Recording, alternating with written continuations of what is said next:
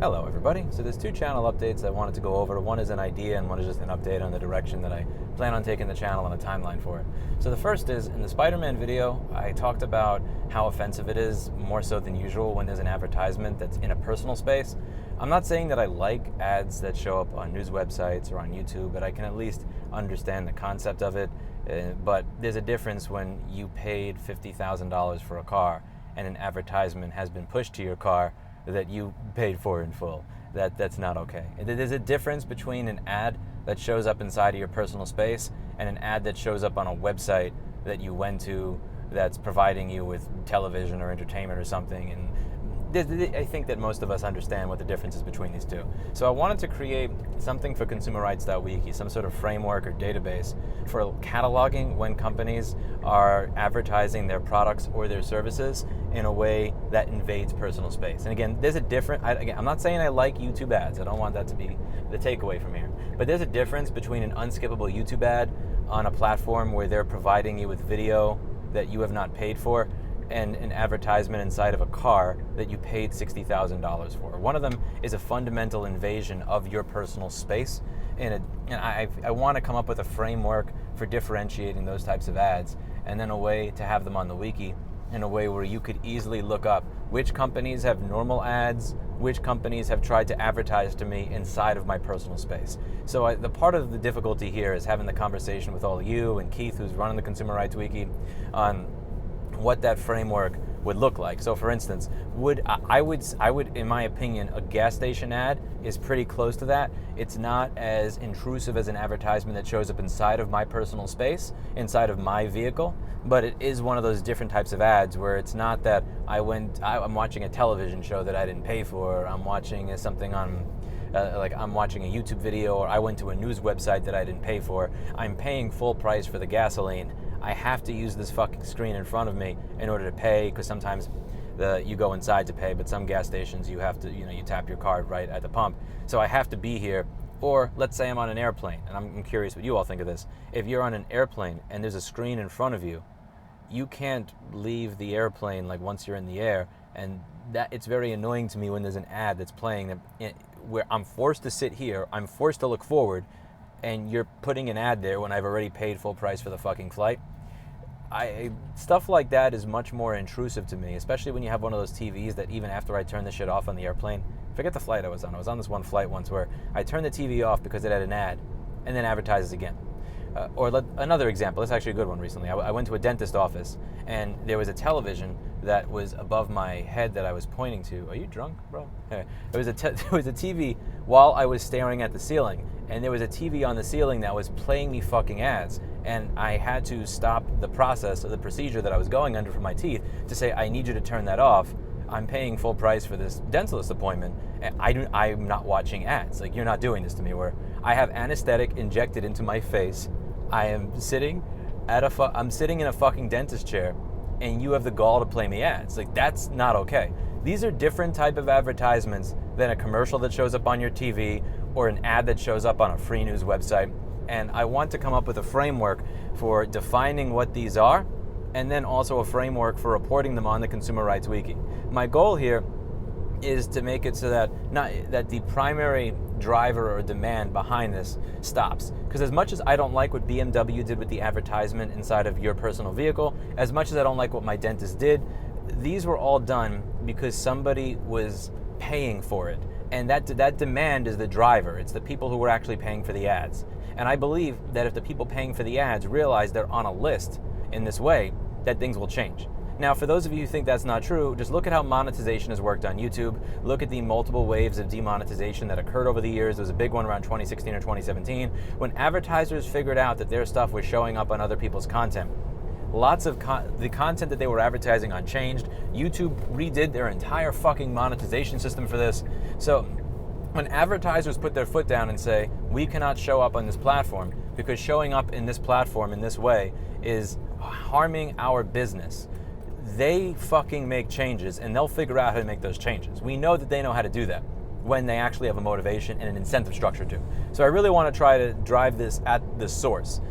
If there are enough people that say, You know, you tried to force this advertisement on me while I was under fucking anesthetic or whatever. I'm sorry. I need to get breakfast so I can talk straight.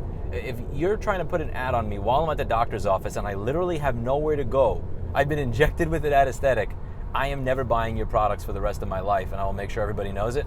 If enough people start doing that shit, we can at least start to maybe just try to push back to, at the very least, just ads being what they were a few fucking years ago before they invaded everything. I would also love to mention something. I would be interested to know whether or not any viewers have had a similar experience. When I have used the YouTube app inside of the US, I have noticed that ads on the YouTube app were way more intrusive and sneaky compared to when I used YouTube in a European country. For example, every time I use YouTube in my own country, which is Switzerland, every time I see an ad, it is clearly visible that it is an ad. That also goes for YouTube videos and YouTube shorts as well. If a short contains an ad, there's always a little information on top of the video where it clearly says that it is an advertisement. But when I scroll on in the US, it's not visible, and sometimes I watch a video and 3 to 5 minutes in, I realize that it's an ad. I would love to know if anybody else had that experience. Yeah, so the first thing that I'm going to ask of all of you is just input in the comments for what it would look like to come up with a system for cataloging this and what the rules would be. I would like to have a list of companies that have taken part in those policies and a system for reporting them. Perhaps it would be that you need to have some sort of proof. You can't just say the company did this, you have to cite it, and the citation would be a picture of the fucking advertisement showing up while you're at the dentist office, a quick 5-second cell phone video that you upload to the wiki. If you're at a gas station, a quick thing of, here's on the fucking payment screen for me to pay for the gas, this is an ad. Inside of my car, this showed up. So what should that system look like? What are the things that I'm not thinking of? And it's easy to have these ideas, but the difficult part is coming up with all these specific rules. Does this fit? Does this not fit? What is the criteria? So Keith is very good with that, but I just wanted to kind of crowdsource getting some input from all of you on what that would look like. It would be great to actually have a boycott list of companies that have invaded our personal space, and then actually having a real cool list that we could point to, and then maybe someday turning it into a petition of, here are the number of people that have pledged to never buy from a company on this list. That would be pretty cool. The second thing is, when it comes to changes to the channel, is what I said in the Amazon Fire TV video a few weeks ago. I said that I am going to try and look into treating this channel as a business, and I wanted to just kind of update you on that, what my thoughts are on it. So when I say treat this channel as a business, what I mean is I've kind of enjoyed just like sharing my thoughts on whatever was on my mind that day on the channel. I've been doing that, before monetization, after monetization, and it's just the thing that I wanted to do here is figure out how can I do this in a way where I am not ignoring the 300 or so emails that I get every single day. So last year I got an email from somebody on Flock, and I don't think I responded to it for 3 or 6 months. He emailed me in early 2025, didn't even start going over it until July or August. With the 3D printing stuff that was going on in California, I was pretty close to missing the ball in that entire thing, and finally made the time to talk with somebody on what was going on with it, write 5 or 7 wiki articles going over 3D printed guns, the issues with it, the false positives, everything else, and do some research, deep dive, get people to show up and everything like that. And the thing that I would like to do is figure out how I can stop missing those types of stories. So I've looked into the idea of hiring somebody to help me as a research assistant, and potentially into the future, not yet, somebody to help me with just editing videos that I create, but mostly the research assistant part. So think about the video I did about what was going on in Taylor, Texas with the installation of that data center. There were a lot of news articles just going over the deed, but I didn't see, there was also a much bigger story to be told there when you go back to the fact that the previous mayor started working at a company that sells systems primarily to data centers a month or 2 after he became mayor, and that guy putting his best friend on a fucking commission that got to vote on whether or not you can recall a mayor that was off by 1 vote until he got on there, and then him voting to not be able to recall mayors, and then him becoming the mayor and pushing through the data stuff. There were a lot of really cool elements to this story. And to say the things that I say on this channel, when I say the things that I say, as pointed as I do, I cannot be wrong. you have, like, when you're in my position and you're saying these type of things, and you're not saying, in my opinion, this, that, or the other, there is no room for ever being wrong, which means that I need to do an insane amount of research and verifying and checking and rechecking, and that usually keeps me up until 2 or 3 in the morning. And even with doing that on a lot of the stories that I go over, I miss an insane amount of emails. I love to pride myself on reading them all, but it's impossible. It's a treadmill that I'm falling off of, and realizing how close I was to not getting stories like the Taylor one, or the 3D printing one, or the Flox stuff last year when I could have gotten it earlier. I've looked into hiring somebody solely for the sake of doing this. So I said I was opening up the channel to channel memberships on YouTube, and I also started using the Patreon that I had again. And what I was planning to do is I was going to look at the amount of donations that actually came into that, and then kind of govern myself accordingly in terms of do I hire a full-time staff? Do I hire one person? Do I ask a friend, how much of your time can I bum for this amount of money a month, versus just not hiring anybody at all? It looks like between memberships and Patreon at the time that I'm uploading this could change.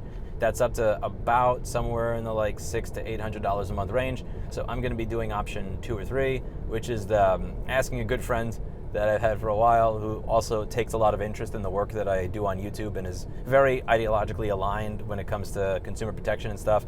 How much time can I bum off of you a month to help me with going through my inbox and researching issues?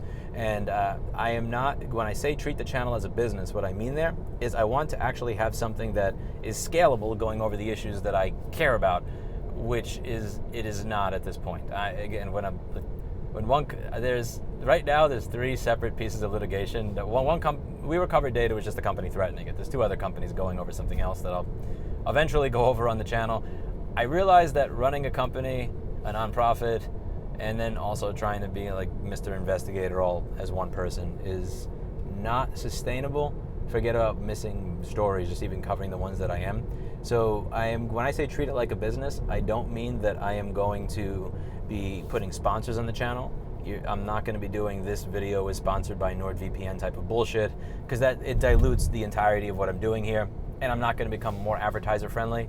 A lot of the videos that I do, if I have 40 or 50,000 views on it, that video will make $20 to $30, which means my net CPM, not just the YouTube CPM, but the CPM once taking into account the number of you that actually listen to me and use AdBlock, which I hope becomes higher, is about 50 cents. I'm not hiring a team of people off of that. So what I'm doing is I'm just looking at channel memberships and Patreon and essentially using that to figure out what kind of help can I get in turning this into a bit more of an investigative channel going over these stories, but not missing them.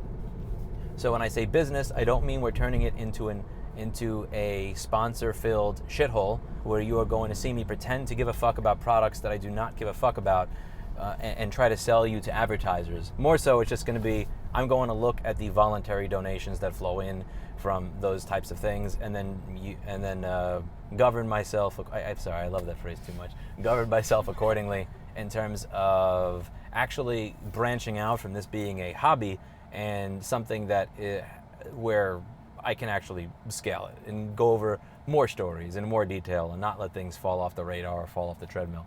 So I'm kind of excited about that. I'm not going to be able to get to that completely until I finish the Fulu tour.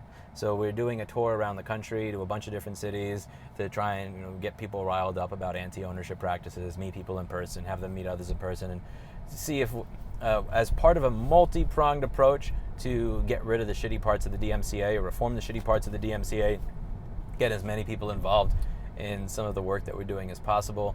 That's a lot of travel, a lot of planning, and takes up a lot of time. So most likely it won't be until September that this is fully put into effect, but I am excited to get started with that, and I am going to see where that goes. And again, thank you very much to the people that actually did become either channel members or Patreon subscribers or anything else.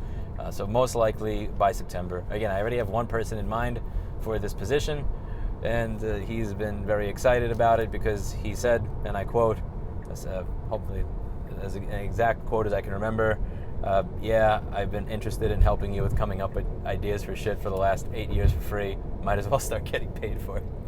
He's a good dude. Anyway, I will We always talk during when we're at the gym about all these things that companies do, and he often gives me ideas that I actually didn't have before for things to look for, or angles to look into for something, or here's something that you may have not considered. And I always value that talk at the gym. And now maybe we can do it, establish a more formal relationship for all that stuff. Anyway, that's about it for today. As always, hope you learned something. Do check out the Zulip for the Consumer Rights Wiki if you have any ideas on how to make this happen. And with regards to coming up with some way to catalog companies that have these types of ridiculously intrusive ads that try to invade on your personal space, what a framework for that would look like, what a framework for reporting them would look like, what is included, what is not included.